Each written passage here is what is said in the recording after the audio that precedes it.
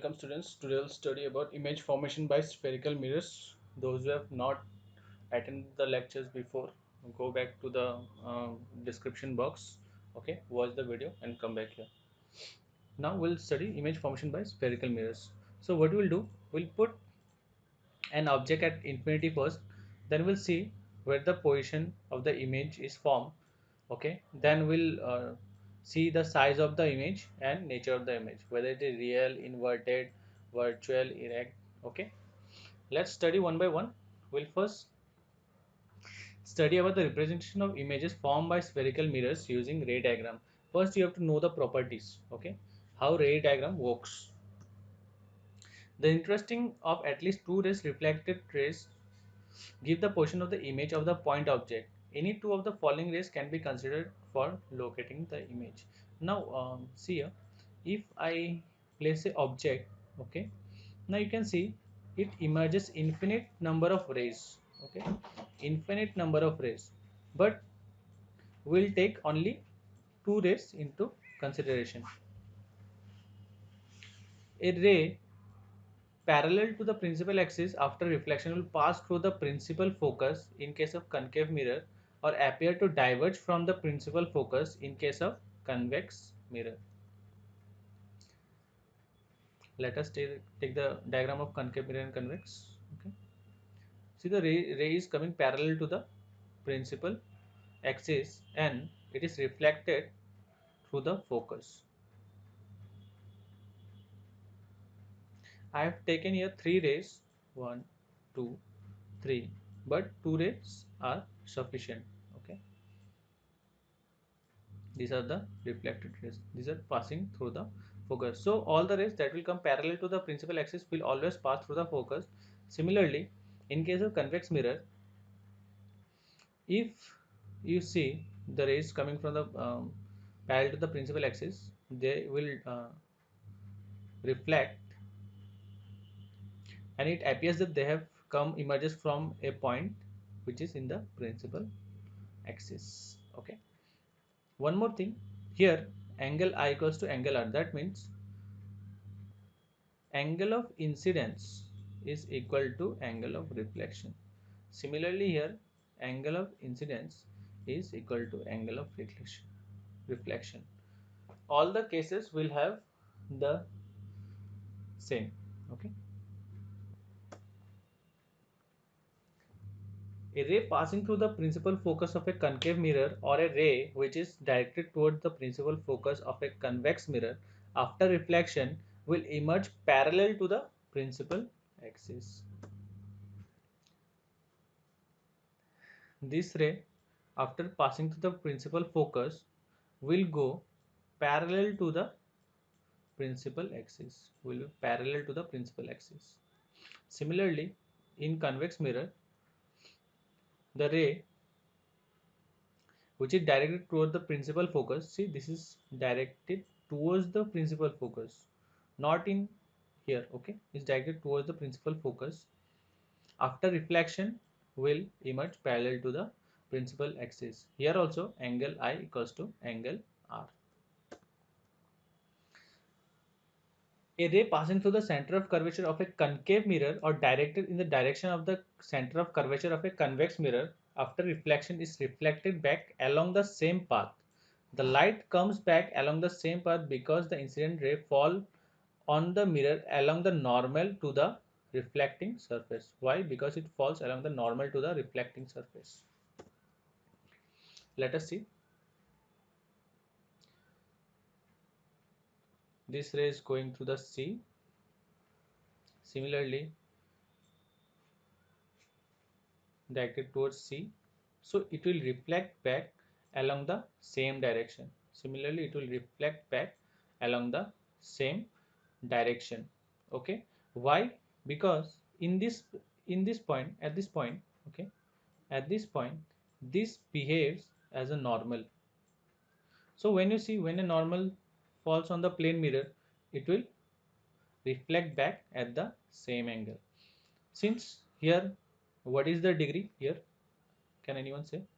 Okay, here angle I equals to angle R. Okay, if if angle of incidence equals to 45 degree, angle of R will be 45 degree. Okay, point number 3, what is the angle here? Write down in the comment section.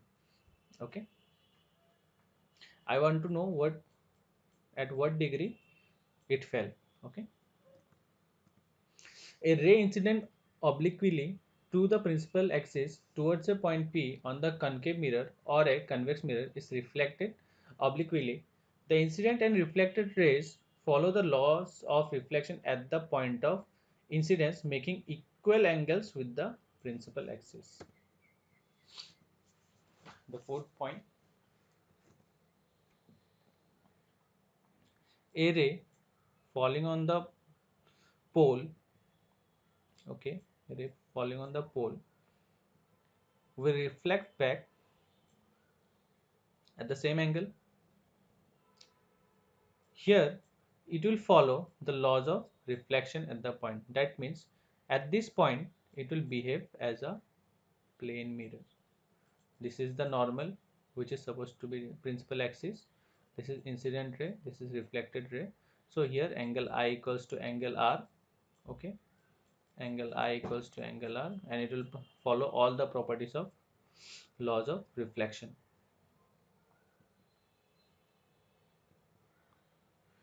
Now image formation by concave mirrors. Okay, now let us study one by one. You have already known all the properties, how to place an object, and when the rays come, where it will get focused. Okay, where it will intersect. Okay, read the chart carefully and proceed. Okay, first point, we'll place the position of the object at infinity. Okay, here infinity, okay, very far from C. Now we'll see rays coming from infinity. Okay, where it will reflected. You also know the first property. Will it go here? Will it go from C? Will it go from C? You already know the property. From where it will go? Can you tell me? Yes, it will directly go from F. So the image will be two rays intersected at point will give you the image. So the image will be formed here at the focus. Here you can see it is highly diminished. That is the size of the image is very reduced. It is point size. Okay, very point size you can see here. And also it is real and inverted. Why real? Because the image is formed in front of the mirror. If it would have been formed behind the mirror, it would have been virtual image. Okay, and here the image is inverted. That means the image is upside down. Next case, position of the object beyond C. Beyond C. Okay, now you can you'll notice one thing, that I have taken the image above the principal axis. Okay, only in case of infinity you will take the ray from both side of the principal axis. Only in case of infinity. Position of the object. Now a ray will come. From where it will go? This ray will pass through focus, and since this ray is passing to the center of curvature, it will reflect it back to the center of curvature, and the image will be formed here. Okay, image will be formed here, but it will be inverted. So it is the image of the image portion of the image is between F and C. It is between F and C, F and C, between F and C. Size of the image diminish. Okay, very small. Real and inverted. It is real and it is inverted, upside down. Now we'll keep the position of the object at C.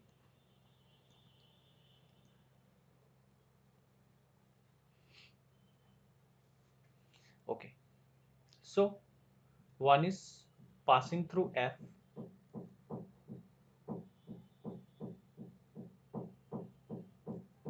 After passing through F, it will obviously go parallel to the principal axis, and when it is coming parallel to the principal axis, it will pass through F. Hence, the image is formed here. Here, the two rays are intersected here. Okay, and you must have a question here. Okay, sir, sir,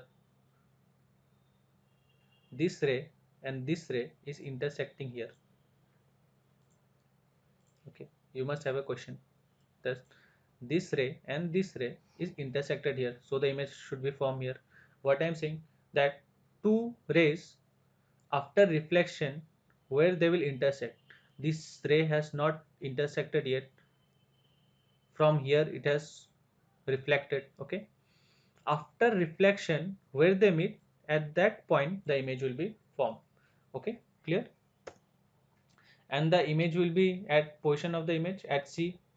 If you keep the object at C, you will get the image at C. The image will be of the same size. The nature of the image is real and inverted. Now position of the object between C and F. C, F. Okay, let us check. This is parallel to principal axis, so obviously it will go from the focus. This has gone from the focus, so it will go parallel to the principal axis. Yes, so the intersected point image will form here. Okay, that is beyond C. This is C, the image will form here, and you can see the image size has been enlarged. Okay, the nature of this image is real and inverted. Now let us keep the position at F. At F we can see that, okay, emerging ray, you can see this is reflected back at C and this has passed through F. Okay, the image here is formed at infinity. Okay, at some point at infinity the image will be formed, so the image will be very large, that is highly enlarged. Okay, and same, the nature of the image will be real and inverted.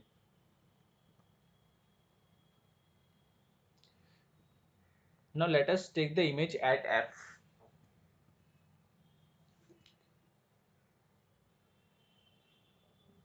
Not F, between F and P. Okay, if we keep the image at F and P,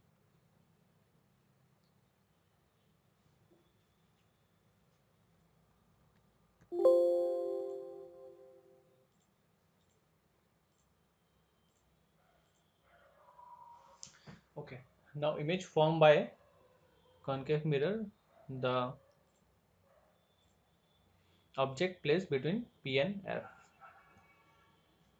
Okay, here is the P, okay, between pole and F. So ray will come,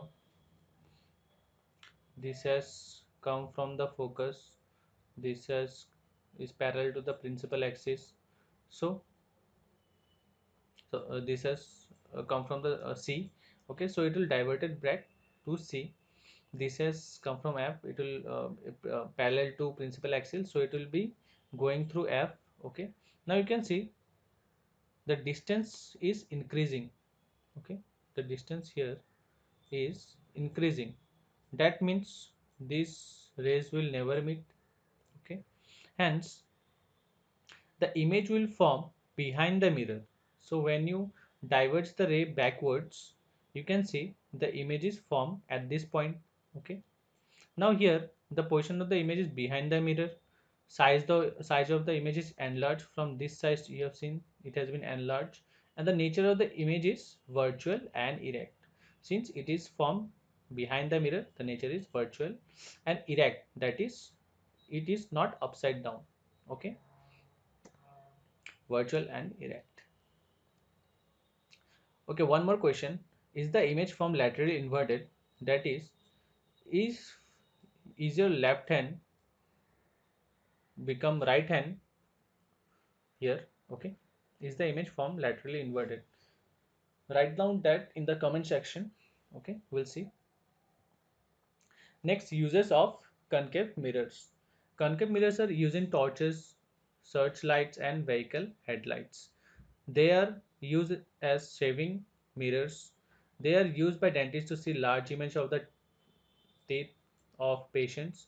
They are used to concentrate sunlight to produce heat in solar furnaces. These are 2 mark questions. Okay, uses of concave mirrors, uses of convex mirror. By heart those questions. Now let us see the image formation by convex mirror. First, we'll keep the position at infinity. The object is somewhere here. Okay, at infinity. The ray of light coming from infinity. We already know the theory.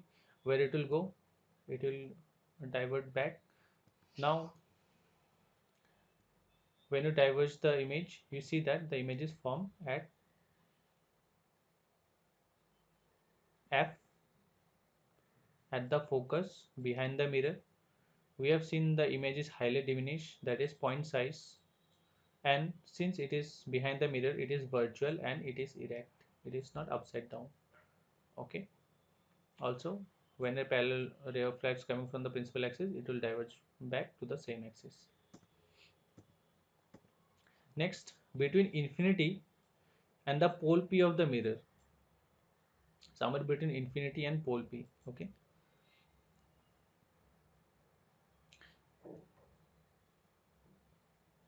one is parallel to the principal axis. Okay, so it will divert back and you will see that it is passing through F. Next one diverge, as if diverge through C, so it will reflect back at the same angle. Okay, now here these 2 point, these two rays meet at this point. Okay, that is at the behind P, behind the mirror. Highly diminish, it is diminished. Okay, you can see the size of the image has been diminished and it is virtual and erect. You can see it is highly diminished and erect. So one more question, is the image from laterally inverted in this case? Okay, that is if left hand, your left hand becomes right hand. Okay, you can answer that in the comment section for a convex mirror. Okay, point number 2. Next, uses of convex mirror. Convex mirrors are used as rear view wing mirrors in vehicles, or you can write rear view mirrors in vehicles. They are used for making magnifying glasses. They are used as reflectors in the street lights. They are used in sunglasses. The convex mirror actually reflects the sunlight and prevents it from reaching your eyes. That is why it is used in sunglasses. Need not write this. You can write up to here. They are used in sunglasses. So 4 points, 2 marks. Now you have questions here. Define the principal focus of a concave mirror. The radius of the curvature of the spherical mirror is 20 cm. What is the focal length? Name a mirror that can give an erect and enlarged image of an object. Why do you prefer a convex mirror as a rear view mirror in the vehicle? We'll complete this in the next video. Okay. And the next topic will be sign convention for reflection by spherical mirror, where we enter the important part of the um, light reflection and refraction chapter. Okay, so anyone can opt for online classes, just give a call at 96433333690, or you can WhatsApp at the same number. Okay, thank you, have a great day.